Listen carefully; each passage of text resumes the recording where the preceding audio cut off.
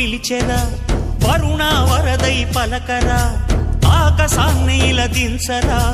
కురిసేవానగా మారని యాతన తీర్చగా మాతల రాతలు మార్చగా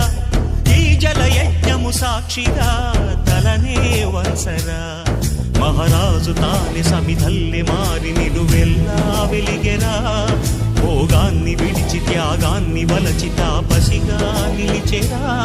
జనక్షేమమే తన సంకల్పముగా తన ఊపిరి హోమజ్వాలలుగా స్వర్గాన్నే శాసించెనురా అమృతమును ఆహ్వానించెనురా